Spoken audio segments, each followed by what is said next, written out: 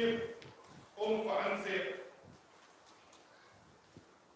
اے چادر اوڑھنے والے میرے حبیب قیام کرو، فَأَنذِرْ اور لوگوں کو ڈراؤ.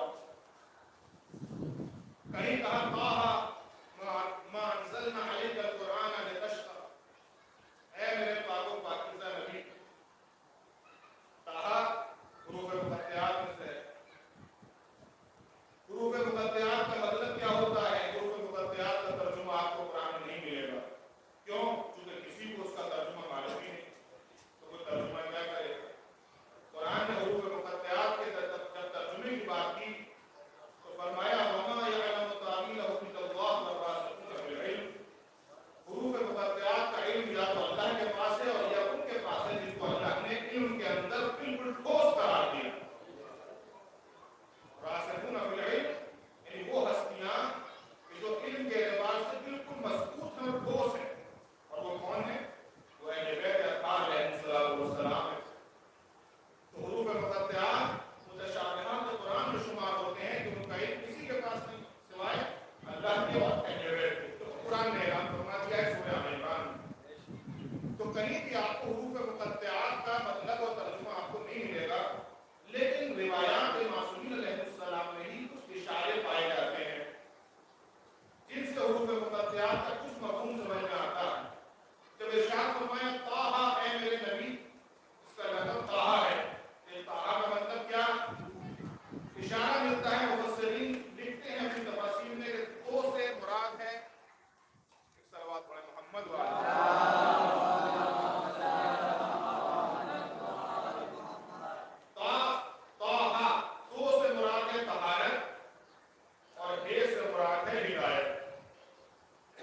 اللہ نے اپنے نبی کو مرکز طہارت بھی بنایا ہے اور مرکز ہدایت بھی بنایا ہے. تو لقب ہو گیا طٰہَ. مَا أَنزَلْنَا عَلَيْكَ الْقُرْآنَ لِتَشْقَىٰ، میرے نبی ہم نے آپ پر قرآن اس لیے نہیں نازل کیا کہ آپ اپنے آپ کو مشقت میں ڈالیں، آپ پریشان ہو جائیں. نہیں، ہم نے قرآن کو نازل کیا ہے مشکلوں کو آسان بنانے کے لیے. کہیں ارشاد فرمایا یاسین والقرآن الحکیم انک لمن المرسلین، اے میرے حبیب آپ کا لقب یاسین ہے، آپ مرسلین میں سے ہیں، قرآن حکیم کی قسم. تو کہیں یاسین کہا، کہیں طٰہَ کہا، کہیں مزمل کہا، کہیں مدثر کہا. عام طور سے اللہ نے نام نہیں لیا ہے. اور کہیں پر مخاطب کر کے فرمایا یا ایھا الرسول، یا ایھا الرسول. اللہ نے دو مقام پر کہا قرآن مجید میں، یا ایھا الرسول بلغ ما انزل الیک من ربک، اے رسول پہنچا دیجیے اس پیغام کو جو ہم نے آپ پر نازل کیا ہے. وَإِن لَّمْ تَفْعَلْ، اور اگر آپ نے ایسا نہیں کیا، یعنی کیا نہیں کیا؟ پیغام نہیں پہنچایا تو ہونا چاہیے تھا وَإِن لَّمْ تُبَلِّغْ، اگر تم نے پیغام نہیں پہنچایا فَمَا بَلَّغْتَ رِسَالَتَهُ، تو تم نے گویا کوئی بھی رسالت کا پیغام نہیں پہنچایا. لیکن اللہ نے فرمایا وَإِن لَّمْ تَفْعَلْ، اگر تم نے کر کے نہیں دکھایا تو گویا تم نے کوئی بھی پیغام ہمارا نہیں پہنچایا. تو گویا پیغام تک پہنچانا مطلوب نہیں تھا، بلکہ پیغام کو عملی جامہ پہنا کر پہنچانا مطلوب تھا. تو یہ پیغام کو عملی جامہ پہنا کر پہنچانے کا مطلب کیا تھا کہ غریب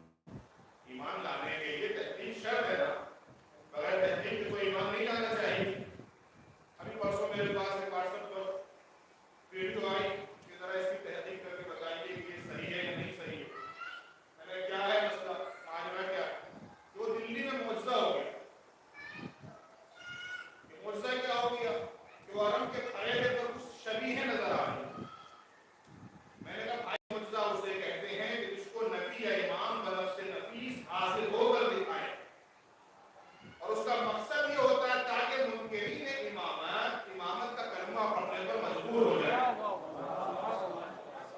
آپ خود اس کی وہاں رہ کر تحقیق کر لیجیے. اس کے اندر کوئی نہ کوئی سسٹم ہے, کوئی نہ کوئی ریزن ہے جو آپ کی سمجھ میں آ جائے گا, جو ویڈیو میں سمجھ نہیں آ پا رہا. معجزہ کھیل تماشا نہیں ہے کہ جہاں ذرا سا بھی کوئی تصویر دیکھی معلومات معجزہ ہو گئی. سب نبی یا امام کا نفس نفیس دکھانے کے لیے آتا ہے تاکہ منکرین امامت کا جواب اور دندان شکن جواب بن سکے.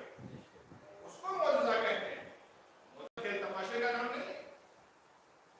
تو عزیزان گرامی, آنے والے نے دعویٰ کیا ہے محمد ہونے کا, اور عیسیٰ نے بشارت دی ہے احمد ہونے کی. جب تک تحقیق نہ ہو اس وقت تک ایمان بیکار ہے. تو تحقیق کرنے کے لیے ضروری ہے کہ سمجھنا ہوگا کہ آنے والا مدعی ہے محمد ہونے کا, اور عیسیٰ دعویٰ کر رہے ہیں میرے بعد احمد آئے گا. ایمان کس پر لائیں؟ عیسیٰ کی خوشخبری بھی جزو قرآن ہے, عیسیٰ کی خوشخبری بھی جزو قرآن بنی بات ہے. تب ظاہر ہے کہ عیسیٰ کی بشارت وہ معتبر ہے یا آنے والے کا دعویٰ محمدیت معتبر ہے. ایمان کس پر لایا جائے؟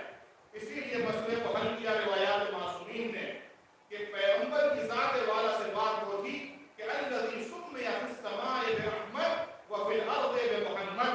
اللہ کا آخری نبی وہ ہے کہ جس کو اللہ نے آسمان میں احمد بنایا ہے اور زمین پر محمد بنایا ہے.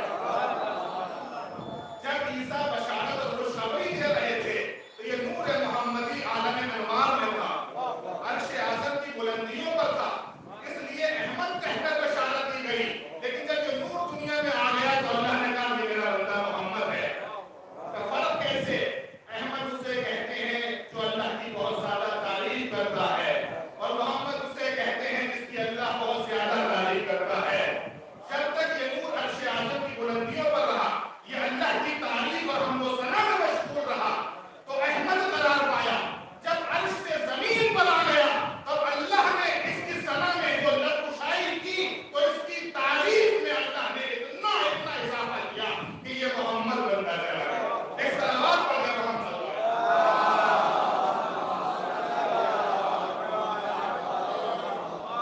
اللہ کا یہ نبی آسمان کی بلندیوں پر احمد ہے اور زمین کی پستیوں میں محمد ہے. وہاں اللہ کی حمد و ثنا میں یہ مشغول تھا, اور اب زمین پر آنے کے بعد اللہ اس کی تعریف میں مشغول ہے. اور وہ تعریف یہی ہے کہ جو قرآن مجید میں آپ نے ابھی سماعت فرمائی کہ کبھی طٰہٰ کہا جا رہا ہے, کبھی یاسین کہا جا رہا ہے, کبھی مزمل کہا جا رہا ہے, کبھی مدثر کہا جا رہا ہے. مختلف القاب و خطابات سے اللہ نے اپنے نبی کو نوازا ہے, اور اللہ نے اپنے اس نبی کو جو لقب دیا وہ دیا حبیب. حبیب کہتے ہیں محبوب, حبیب کہتے ہیں دوست. اللہ نے اپنے ایک نبی کو جن کو دوسرے نمبر پر پیغمبر اعظم کے پیغمبر اسلام کے بعد دوسرے نمبر پر جو افضل قرار دیا ہے وہ کون ہے؟ حضرت ابراہیم. حضرت ابراہیم پیغمبر اسلام کے بعد دوسرے نمبر پر سب سے افضل ہیں. جن کا لقب کیا ہے؟ خلیل اللہ. خلیل اللہ. اتخذ اللہ ابراہیم خلیلا. قرآن میں کہا ہے کہ اللہ نے ابراہیم کو خلیل بنایا, اور اپنے آخری نبی کو کیا بنایا؟ حبیب بنایا. آپ ہر شب میں زیارت والے سب پڑھتے ہیں نا, تو پہلے پیغمبر اسلام پر سلام بھیجتے ہیں, السلام علیکم یا حبیب اللہ. اللہ کے حبیب محبوب ہے. حبیب کے معنی بھی دوست کے ہوتے ہیں اور خلیل کے معنی بھی دوست کے ہوتے ہیں. دونوں کے معنی دوست کے ہوتے ہیں. عربی زبان میں دونوں کے معنی لغت آپ دیکھیں گے تو خلیل کے معنی بھی دوست اور حبیب کے معنی بھی دوست. لیکن دونوں کی دوستی میں بنیادی فرق.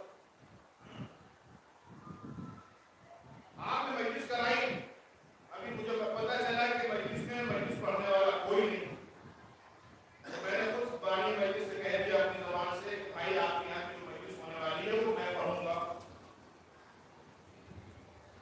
ایک مرتبہ ایسا ہوا کہ آپ نے مجلس کرائی اور آپ خود میرے دروازے پر آئے, اور آنے کے بعد کہا کہ ہماری خواہش یہ ہے کہ آپ مجلس پڑھ لیں. میں نے کہا بالکل حاضر ہوں, میں تو اصول کو میں حاضر ہوں.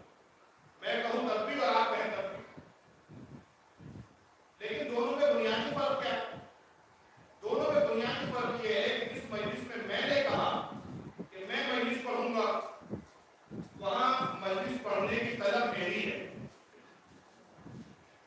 اور جس مجلس کے لیے آپ نے اگر اپنی خواہش کا اظہار کیا کہ ہماری خواہش ہے کہ مجلس آپ پڑھیں، تو وہاں طلب آپ کی ہے، وہاں طلب آپ کی ہے. تو دونوں میں بنیادی فرق یہ ہے، ایک جگہ طلب میری ہے کہ میں پڑھوں اور ایک جگہ طلب آپ کی ہے کہ آپ پڑھیں. تو دونوں میں فرق ہو گیا نا. فرق حبیب اور خلیل میں یہی پایا جاتا ہے. لغت کے اعتبار سے دونوں اللہ کے دوست ہیں، دونوں اللہ کے دوست ہیں. ابراہیم بھی اللہ کے دوست ہیں اور ہمارے آخری نبی بھی اللہ کے دوست ہیں. حبیب اللہ اور خلیل اللہ دونوں اللہ کے دوست ہیں. لیکن خلیل اس دوست کو کہتے ہیں کہ جہاں دوست اللہ سے دوستی کی طلب رکھتا ہو، اور حبیب اس دوست کو کہتے ہیں کہ جہاں اللہ اس سے دوستی کی طلب رکھتا ہو. ایک صلوات پڑھیں محمد والے.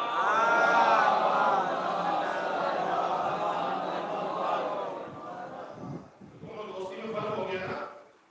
خلیل اللہ اس دوست کو کہا جاتا ہے کہ جہاں دوست اللہ سے دوستی کی طلب رکھتا ہے، اور حبیب اللہ اس دوست کو کہتے ہیں کہ جہاں اللہ اس سے دوستی کی طلب رکھتا ہے. تو وہاں ابراہیم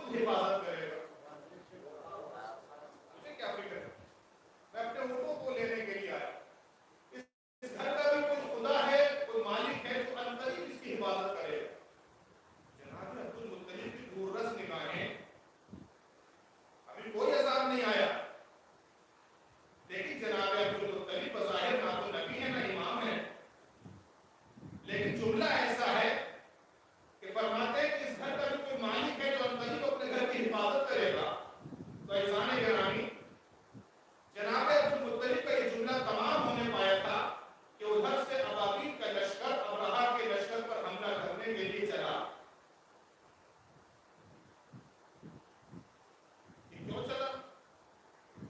یا تو ماننا پڑے گا کہ جناب عبدالمطلب کی دور رس نگاہیں ایمان کی گہرائی کی دوربین اور عینک کے ذریعے سے ابرہہ کے لشکر کو مسمار کرنے کے لیے ابابیل کے اس لشکر کو دیکھ رہی ہیں ایمان کی گہرائی سے، اور یا پھر یہ مانا جائے گا کہ عبدالمطلب کی زبان اقدس پر اس جملے کا آنا تھا کہ پروردگار عالم نے عبدالمطلب کے جملے کی لاز رکھی اور عبدالمطلب کے جملے کو سچ کر دکھایا ابابیل کا لشکر بھیج کر۔ ایک صلوات پڑھیں محمد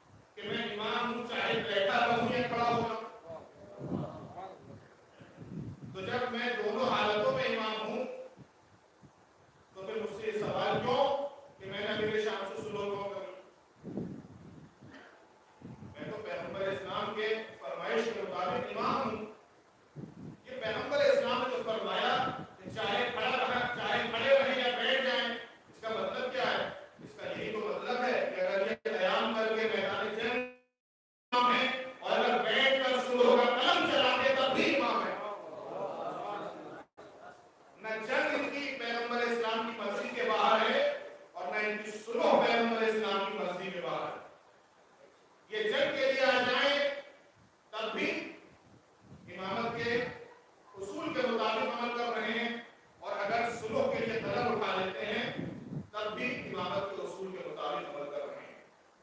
लेकिन लोगों को सुलह इमाम हसन अलैहिस्सलाम का फलसफा समझ में नहीं आया, तो इमाम हसन अलैहिस्सलाम ने फरमाया कि क्या तुमने कुरान मजीद में जनाब खिज़्र का किस्सा पढ़ा है कि जब उन्होंने कश्ती में सुराख किया? क्या तुमने कुरान मजीद में किस्सा पढ़ा है कि जब उन्होंने अपने इस सफर में आगे बढ़कर एक दीवार जो गिरने वाली थी उसको सीधा कर दिया? क्या तुमने पढ़ा है कि आगे बढ़कर एक नौजवान जो बिल्कुल बेकसूर था उसे कत्ल कर दिया? पढ़ा तो है कि साथ में मूसा थे, मूसा ने देखा कि बताइए इतनी नई कश्ती में सुराख कर दिया डुबाने के लिए मुसाफिरों को।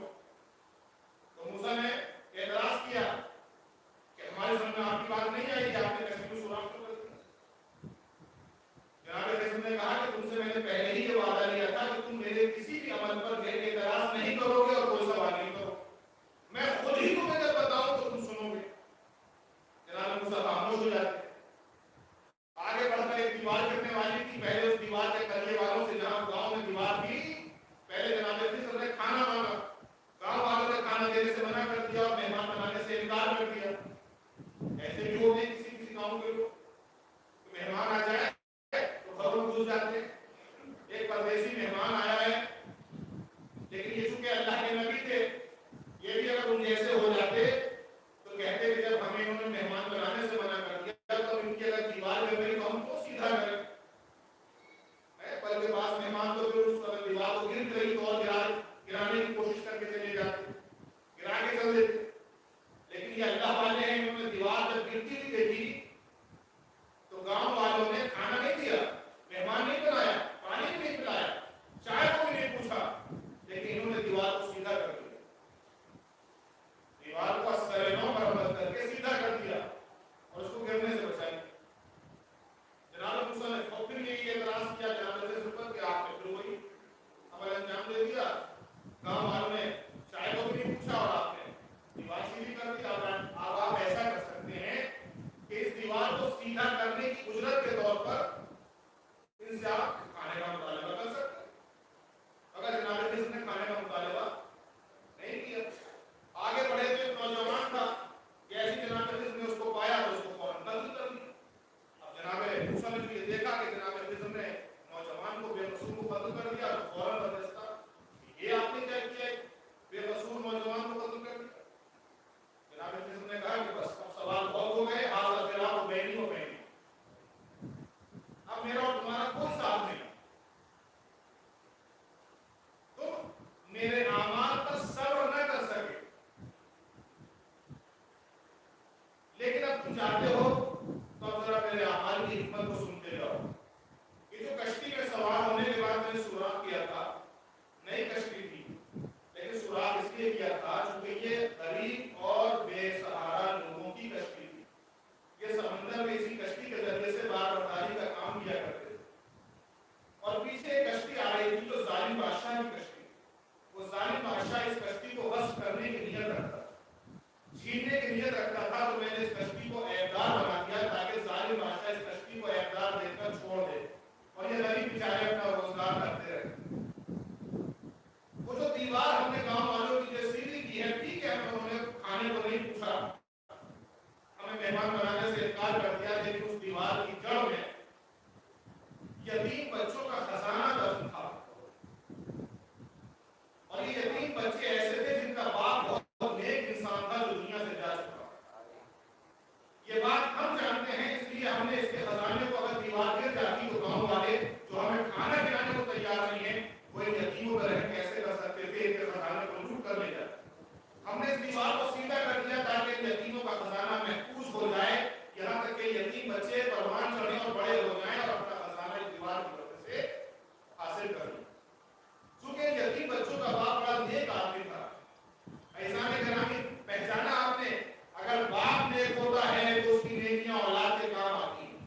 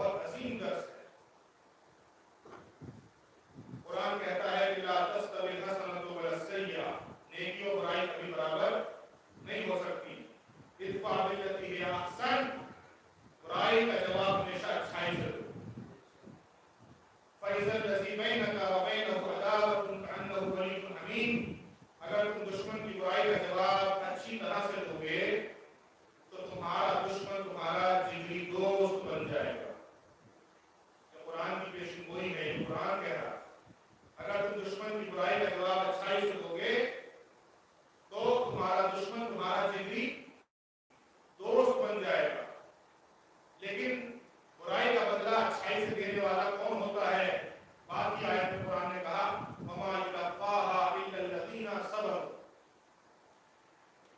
یہ صلاحیت اسے نصیب ہوتی ہے کہ جس کے اندر صبر کی طاقت ہوتی ہے۔ وَمَا يُلَقَّاهَا إِلَّا ذُو حَظٍّ عَظِيمٍ، اور یہ صلاحیت اس میں پائی جاتی ہے کہ جس کو اللہ نے بہت ہی خوش قسمت بنایا۔ اور اس کے بعد فرمایا وَإِمَّا يَنزَغَنَّكَ مِنَ الشَّيْطَانِ نَزْغٌ فَاسْتَعِذْ بِاللَّهِ، اور اگر شیطان تمہارے دل میں وسوسہ پیدا کرے، کیونکہ یہ منزل ہوتی ہے کہ جہاں شیطان فوراً آ جاتا ہے، وسوسہ پیدا کرتا ہے کہ اس نے تو ہمارے ساتھ برا سلوک کیا اور ہم اس کے ساتھ اچھا سلوک کریں گے۔ اب یہاں شیطان فوراً آتا ہے، وسوسہ پیدا کرتا ہے، تو قرآن کہہ رہا ہمیں معلوم ہے کہ تمہارے دل میں شیطان وسوسہ پیدا کرے گا اور تمہیں اپنے دشمن کے ساتھ نیکی کرنے سے روکے گا، تو پھر کیا کرنا ہے؟ فَاسْتَعِذْ بِاللَّهِ، تو تم اللہ کی پناہ مانگو شیطان کے شر سے، اللہ کی پناہ مانگو شیطان کے شر سے، یعنی دشمن کے ساتھ نیکی کرو۔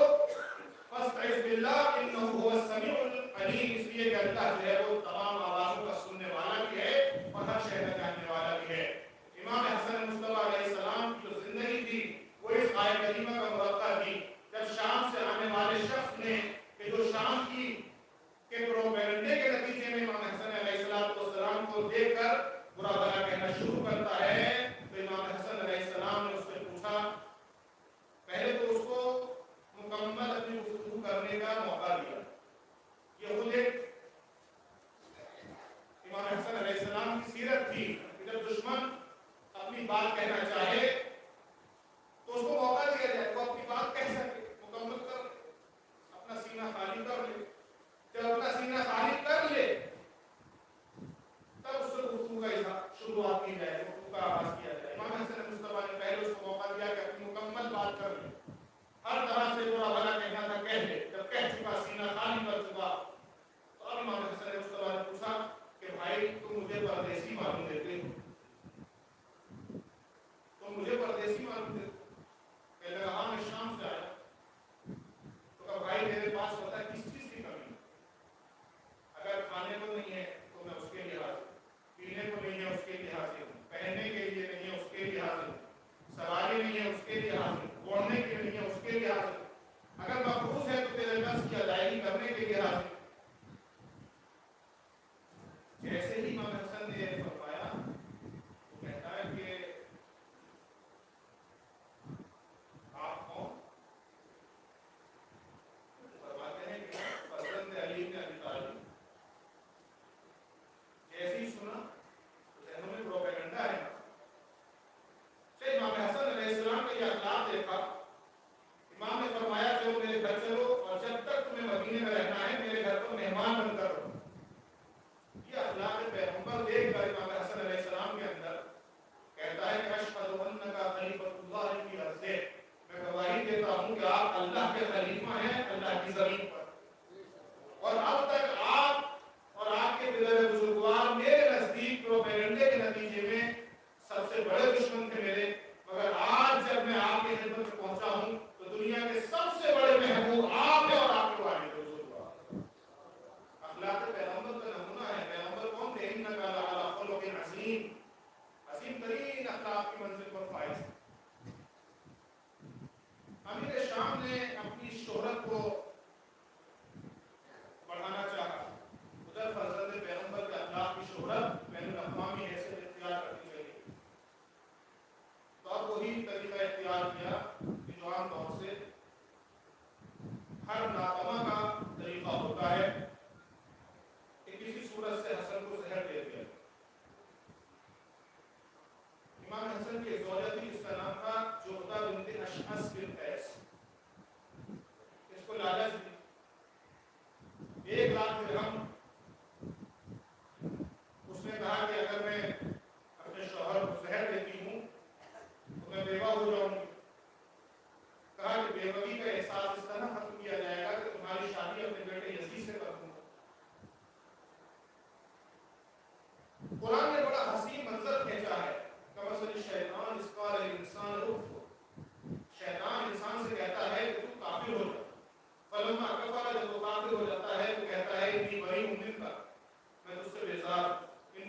اللہ رب العالمین کے اندر خدا پایا جاتا. قرآن کہہ رہا فَكَانَ عَاقِبَتُهُمَا أَنَّهُمَا خَالِدِينَ فِيهَا. ان دونوں کا انجام جہنم ہے اور جہنم میں ہمیشہ ہمیشہ رہنے والے. 1 لاکھ درہم کی لالچ دی اور یزید سے شادی کا وعدہ کیا اور اس نے وہ زہر کہ جو خاص طور سے امام حسن کی شہادت میں تیار کیا گیا تھا وہ امام حسن علیہ السلام کی شفاعت تک پہنچا. اگرچہ زہر لینے کے بعد جب یہ جاتی ہے اپنے وعدے کو حاصل کرنے کے لیے تو جواب یہ ملا کہ جو عورت حسن جیسے شوہر کی نہیں ہو سکتی وہ عورت میرے بیٹے یزید کی کیسے ہو سکتی.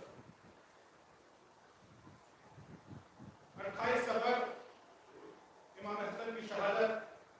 امام حسن علیہ السلام کا روزہ تھا مستحبی روزہ. افطار کے موقع پر تشنعی کا عالم. زوجہ نے پانی کی سراہی میں زہر کو ملا دیا اور افطار میں سب سے پہلے وہ پانی پیش کیا کہ جس میں زہر بجھا ہوا تھا. امام حسن مصطفیٰ کو زہر دے دیا گیا. یہ وہ زہر تھا کہ اس کی پیشن گوئی پیغمبر اسلام نے بھی فرمائی تھی اور کہا تھا کہ حسن کا جسم زہر کی شدت سے سبز ہو جائے. تبھی تو کہا جاتا ہے کہ حسن سبز قبا. یہ حسن سبز قبا کا مطلب کیا ہے کہ زہر کی شدت سے حسن کا جسم سبز ہو گیا. 2 دن تک امام حسن زہر کے اثر سے بےتاب رہے. 2 دن کے بعد امام حسن مصطفیٰ کی شہادت واقع ہوتی ہے. عزاداروں اب جنازے کو دفن کرنے کے لیے اور تجدید عہد کے لیے پیغمبر اسلام کے روضے پر لے جانا شروع کیا. جنازہ امام حسن مصطفیٰ کا جو پیغمبر اسلام کے پہلو میں ہے لے جایا گیا تو مقابلہ کیا بنی امیہ نے کہ یہ حسن کا جنازہ پہلو پیغمبر میں دفن نہ ہونے پائے. روایت کہتی ہے کہ جب بنی ہاشم نے بڑھ کر مقابلہ کرنا چاہا تو بنی امیہ کی طرف سے تیروں کی بوچھار شروع ہو گئی. تیروں کی بوچھار شروع ہوئی کہ حسن کے جنازے میں تیر پیوست ہو گئے. راوی کہتا ہے کہ حسن کے جنازے میں 70 تیر پیوست ہو گئے. جنازے کو پیغمبر اسلام کے روضے سے واپس لایا گیا. یہ کیوں واپس لایا گیا؟ کبھی آپ نے سنا ہے کوئی جنازہ قبرستان سے واپس آیا ہو؟ مگر یہ حسن کا جنازہ ہے کہ 70 تیر حسن کے جنازے میں پیوست ہو گئے. جنازے کو دوبارہ لا کر تیروں کو نکالا گیا. دوبارہ سے کفن